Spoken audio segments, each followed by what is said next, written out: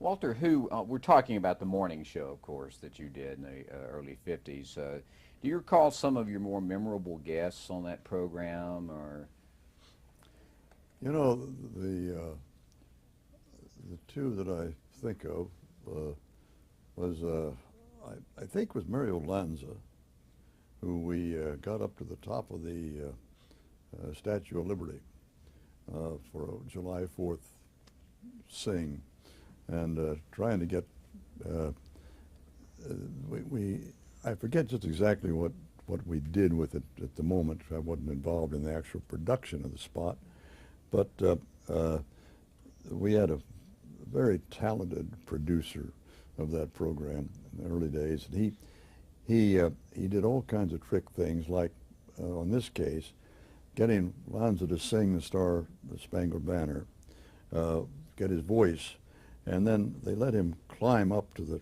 top of the Empire of the Statue of Liberty, and photographed him with a long lens, singing from up there, and lip synced the tape.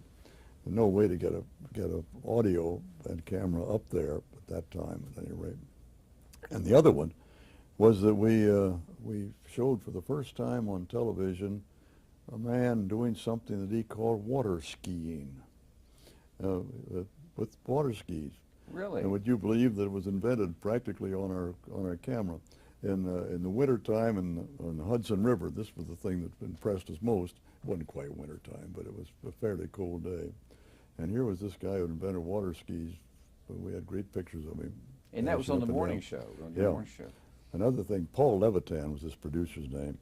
And another thing Paul did was get a beat on people coming in by steamship. There was still the steamship days, which was the early 50s, and the transatlantic air flights were beginning, but a lot of people were still coming by steamship.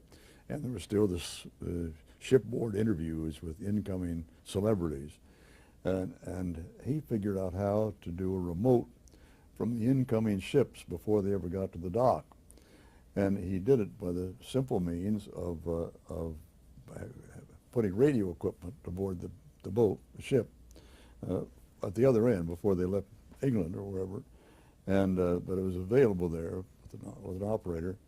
And he run a barge alongside, a launch alongside with a camera with a long lens. And the interview would be done, the interview would be on earphones with the celebrity standing at the rail being pictured with the long lens and audio from the ship. And he did that a couple of times. It turned out to be more expensive than it was worth, I think, but he did it a couple of times. He was most innovative. So did you left the program for a while and came back? Well, I left the program definitely for a while. I was fired. I was on the program for 5 months, and the program I learned a lot about the inner workings of television on that program as early as it was. That was 1950, 54. 54. You know. And I learned a lot about how television works. There was a terrible struggle of civil war between the entertainment department of CBS and the news department. It had been decided by the high command, probably Frank Stanton and Bill Peta themselves, that it should be a news program, that it should be basically a news program with the light touch that I was supposed to offer as an MC. And we had the Baird marionettes, who were wonderful and amusing, and a lot of fun with them. But the program department, the entertainment people, were desperate for that time. There was 3 hours in the morning that they weren't controlling. The news department was controlling. And they were constantly sniping that I wasn't funny enough. They wanted a comedy on the program, thought that's what it took. We did trail, indeed, the Today Show the whole time. The first 5 months of the program, we're trying to catch up with the program. Been on the air, very popular for a year. Garraway was very good. They did a very good program. But the interesting thing is that our rating at that time, those first 5 months, was closer to the Today Show than it's ever been since, virtually. I may be off that on half a point or so, but it was pretty close. But at any rate, we'd been on 5 months, and there was this constant sniping. The entertainment department, program department, talked Sig Mickelson, who was running the news department then and had chosen me for the show, talked him into hiring a gag writer for me. And this was a Broadway gag writer, a very nice young man, but writing Broadway-type gags that really did gag. They would gag any right-thinking citizen, I think. I couldn't deliver these lines, you know. And I kept saying, you know, if you want a comedian, get a comedian. This isn't my work. But I didn't use any of his gags, so they were very upset about my not using this gag writer's gags. And one morning, we were on the air, and Charles Collingwood was doing the news section of the broadcast.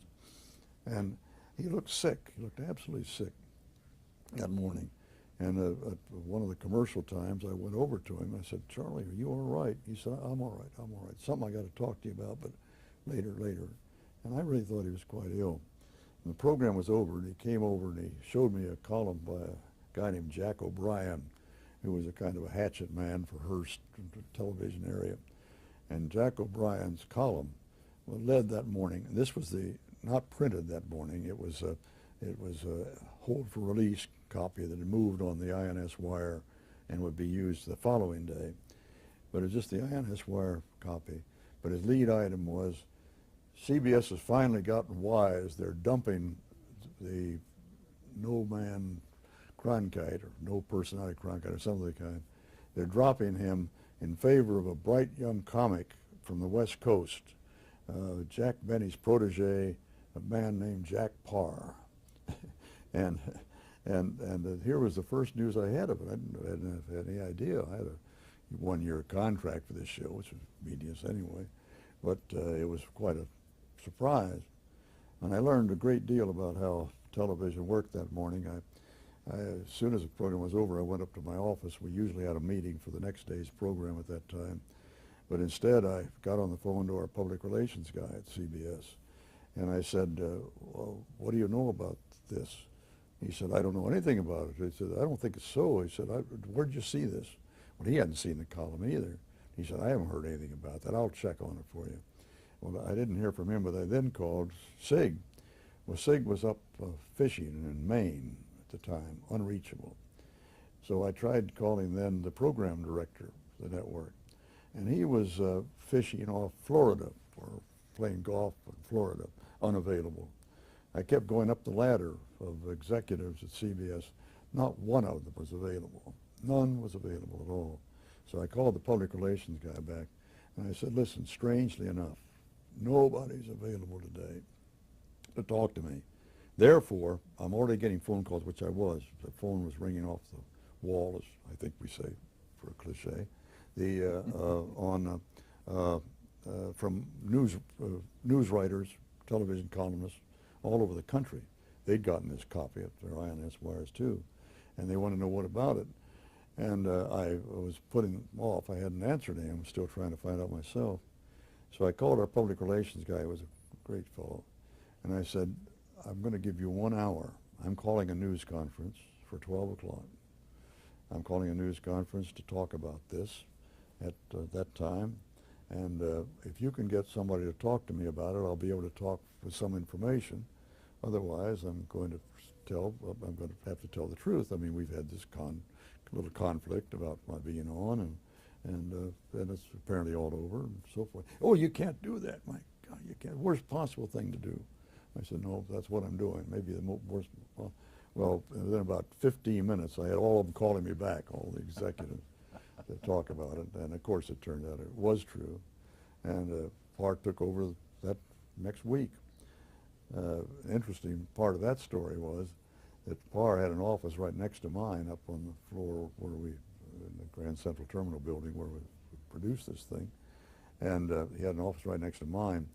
And one morning, shortly after I had been discharged, or gone on to other opportunities, I think the quote is, I got a postcard, and it said, it was from Indianapolis, and it said, Dear Mr. Cronkite, I think it's a shame that you're off of the morning program. You know, I watched you every morning and enjoyed your work so much. You were amusing and intelligent. And it was very good. And I don't think Jack Parr belongs on in the morning at all. I'd like to see CBS put him on at night where he belongs. Signed, Mrs. Parr, Jack's mother. And I didn't know whether it was Jack Parr's mother or not, of course, but I did know he came from Indianapolis originally. So I went into to Jack and walked in, and I threw it down on his desk and said, one of your fans here. And Jack looked at it, and he turned absolutely black, green, orange, every color of the rainbow. And he was shaking as he held it and said, "Why would my mother write a thing like that?" Threw it down on the table. But it was the only amusing part about that whole operation. And of course, Jack lasted, I don't know, 2 or 3 months. And then several people tried it for a day or two. Will Rogers was there a couple of weeks. Will Rogers Jr. Yes. There for a couple of weeks. And well, let me establish for the viewers, though, that what we're talking about is the morning program. You were the actual host, and you had Charles Collingwood as the news person. Yeah, right. And then that's when Jack Parr came in, correct? Yeah, as the host, of course. Right, yeah. as the host is what we're talking about, not as then, the news. Then they came around, by a year later or something, they had 4 or 5 hosts, which was the story of the morning show at CBS was still almost. I mean, they never got the act together, really. They've had some very good programs, but they didn't stay with them long enough to let them really become popular as they could have. They had some really good people on there. But then, in this case, about maybe a year or so, less than that, after I was fired, Parr had been in there for 2 or 3 months, somebody else, and they hired a young comedian who had done very well on a local station in North Carolina. His name was Dick Van Dyke. And they brought Van Dyke up to take over the show. And he was absolutely a total unknown. He was very funny. It was marvelous. It was kind of vaudeville stuff, but long before he did serious comedy. But it was not going terribly well. And they decided they wanted a news person in there who could do a little joshing, a little dialogue occasionally, ad-lib dialogue with Van Dyke to loosen Van Dyke up, is what they told me. And would I come back to the show? Well, I'd done very well before. I'd collected a year's salary and only had to work 5 months for it. And I was a little reluctant to go back to that same nest, but it sounded kind of they really twisted my arm a lot, gave me a lot of money, a lot of money in those days, something like $50 a week, a little more than that, but not anything like present day salaries at all. But anyway, they asked me to come and do the news on the broadcast, and I did do the news on it and was reasonably happy with it for 2 or 3 weeks, but the dialogue thing wasn't working too well. I think Dick, in his first show on network television, was a little concerned about it, without a script and all of that, and it was a little hard making that thing work, and maybe I wasn't good enough at throwing him cues and lines, but on one morning, Dick danced over to me, literally did his funny little steps over to my news desk and said, "You know, I think I'm going to live or die on this program." I mean, he'd done a very kind of tricky act, song and dance thing. And he came and kind of leaned on the desk and said, "You know, I think I'm going to die on this program," breathing heavily, "live or die on this program." And I said, "Dick, maybe you already have." Just a joke, I thought, and he'd pick it up from there. Well, I got back to my office and the phone's ringing, and the head of CBS television says, I want you to come to my office immediately. And I said, "What's it about?" He said, "I'll tell you when you get here, but I want you here immediately." And I went over to that building, where the management was then, and he said, "Why did you insult Dick Van Dyke this morning the way you did?" And I didn't know what he was talking about at all.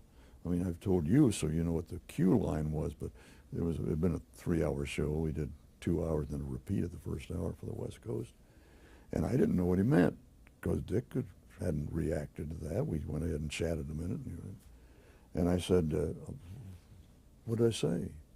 He said, "When you told him that he had died on the show." I said, "Oh, for heaven's sake, it's just a joke. You thought it was a joke. You thought it was a joke." I said, "Yes, still think it's a joke." He said, "Well, Dick Van Dyke doesn't think so." Dick Van Dyke called the producer of the show, and he was hysterical. Said he was quitting the show if that's the way he's going to be treated on it, and so, and all this stuff. And really, I mean, laid on this thing about how he was sick. They'd called a doctor to see him, all this sort of thing. And I was pretty much upset myself. And they said, "So you see, we're going to have to relieve you from the show as of tomorrow morning." And I said, "Well, that's fine. I really, you twisted my arm to get me to do it anyway. I'm perfectly happy to stand down." Well, what happened turned out, well, anyway, I went to lunch. I called my agent and my lawyer friend and said, "Meet me. I'm fired again. Let's have lunch." So we gathered at Louis and Armand's restaurant, the basement of the CBS building, good restaurant. And we'd had our martinis and sitting talking about it when Dick Van Dyke came in. And he came over to the table and he patted me around the shoulder and said, "I thought that was one of the best shows we ever had this morning. That was a good show. It was just great, just wonderful." And met Tuck Sticks and went on to his table. And here I was, totally puzzled, obviously, by what happened. And I only learned later what had happened. They had already decided to fire Dick Van Dyke. And they thought that I knew it, and I was tipping him off to it. Amazing. And inside stuff, Amazing. And here I was, an innocent victim of a plot that was already unfolding at that point.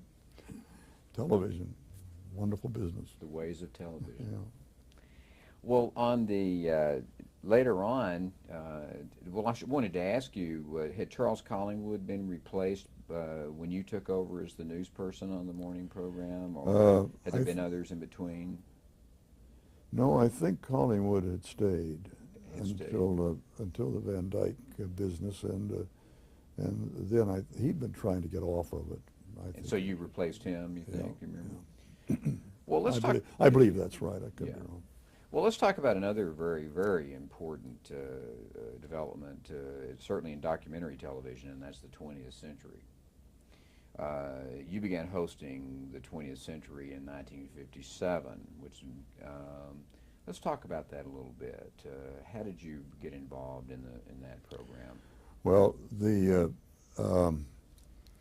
Prudential Insurance Company of America sponsored You Are There.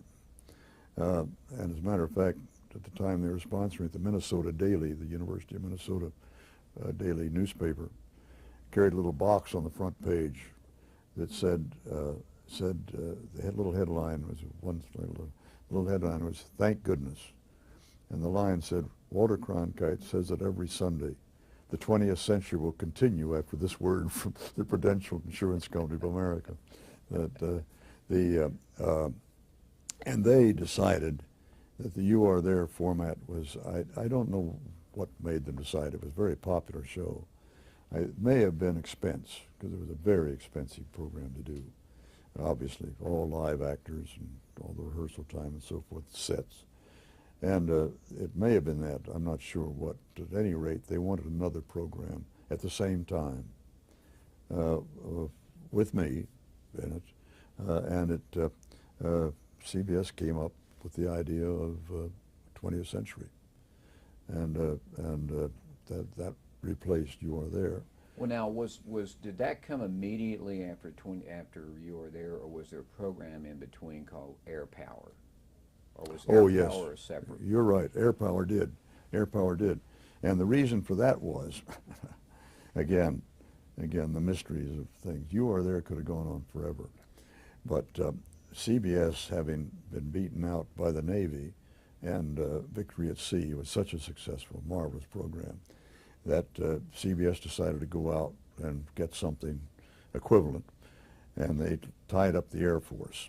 And, well, there were others bidding, but we bid, and it wasn't money, of course, for the Air Force, or what kind of exposure they would get.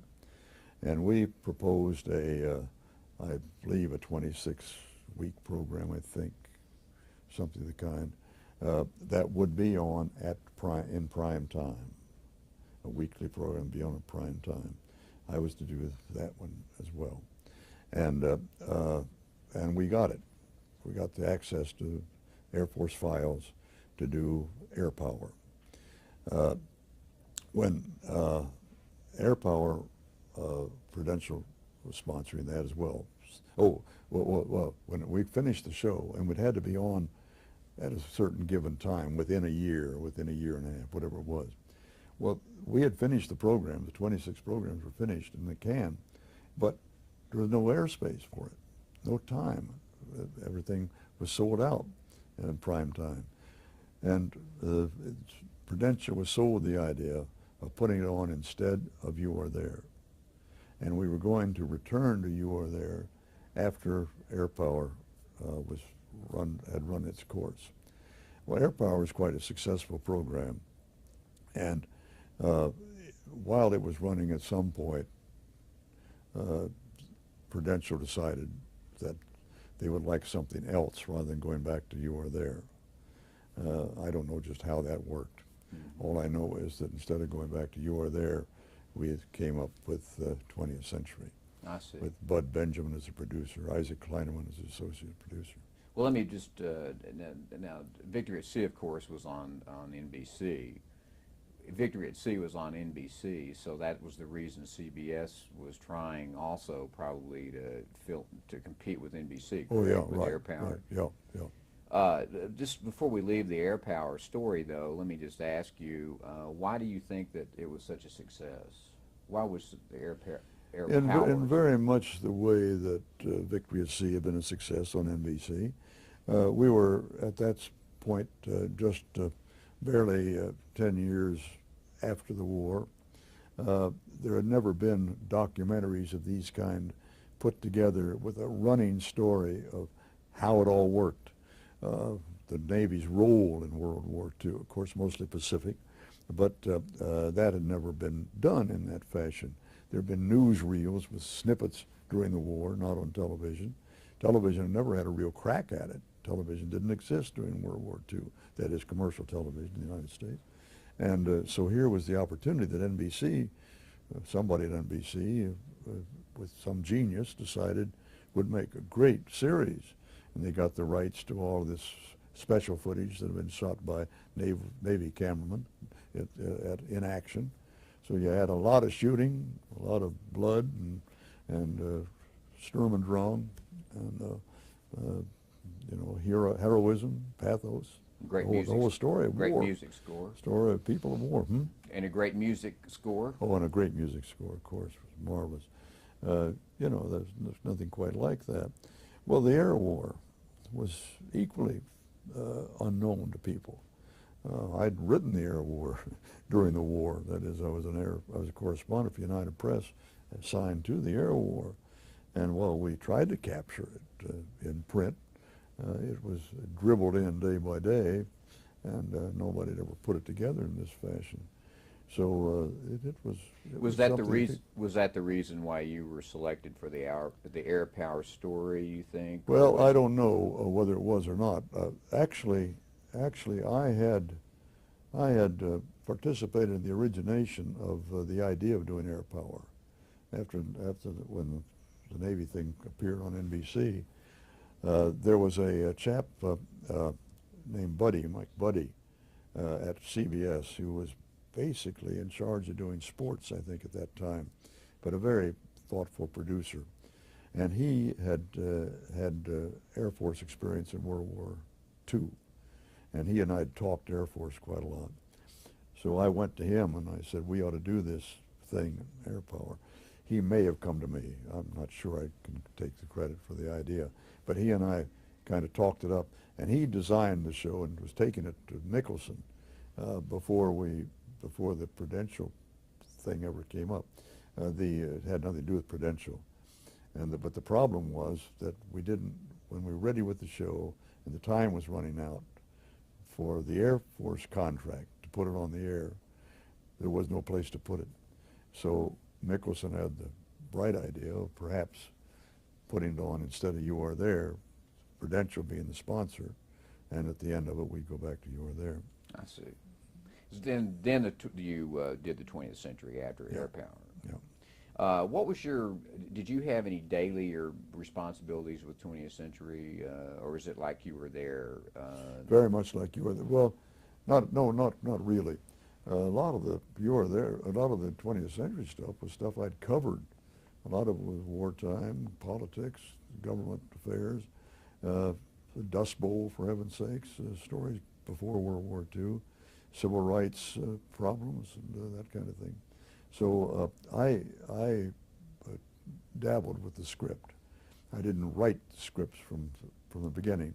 Researchers and others did it, but I did my version of some of it. I wouldn't say that I contributed heavily to the broadcast, but I was making some personal amendments in the scripts. Well, I know you did one program on the 20th Century just on the city of Houston. There was just a program called Houston, and I've read that script and I've seen where you have a lot of personal touch in there. Of course, having grown up in Houston, yeah. But I can see the personal touch in that. Oh yeah, that was all. I wrote that script. Oh, okay. That was all mine. The idea was we were going to talk about the growth of the cities. I think that was the basic title of it or something like that.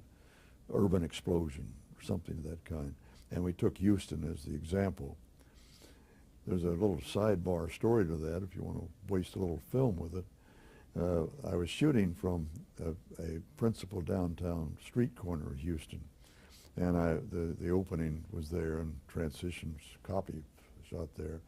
And I did things like pointing over to a office building, a fairly tall office building there, and said, when I was a boy, not so many years ago, that corner was the First Presbyterian Church. And I said it was a magnificent building. It covered half the block. And I'll never forget the night it burned, a terrible scene. And not far back from there, I used to fish in Buffalo Bayou. Never caught anything, but I thought I might someday. And anyway, that in those days, shooting a television film anywhere, you got a large crowd around you. We had to have police holding the crowd back, and that sort of thing. Today, it's become so common. You know, you could almost shoot naked out there in the street, and nobody pay any attention to you anymore. But in these days, we had a crowd around us, and right across from us was where we were shooting was a jewelry store, Sweeney's Jewelry Store, or Corrigan's, I forget now. At any rate, they were watching from behind their show windows of the scene, and I thought, by golly, I'm finally going to get something done I've been wanting to do for a long time. And when we finished the shooting, breaking down, I went across and went into Corrigan's. I'm sure it was Corrigan's. I went into Corrigan's, and they're all agog. I mean, this television star is in their shop. Today, I'm sure that Brokaw and Rather could walk in together, and they wouldn't pay much attention anymore, as they're so blasé. But when I walked in, and the manager is there, and he's, "Oh, Mr. Cronkite, it's so wonderful to see you in our store. What can I do for you?" And I said, "My parents bought this ring for me in your shop in 1933, and the thing is wearing out. Look, it's broken." It had worn out the gold on it, and it had actually broken. He said, "Oh, we'll take care of that right away. Take care of that right away." And he took the ring and went downstairs, and they put all new gold in the back of it, fixed it very nicely. And I said, "Well, let me pay you for this." "Oh, no, this is on us. This is wonderful to have you here." Well, that night I'm with some friends. Let me stop you right there, and let's pick up with the next cassette.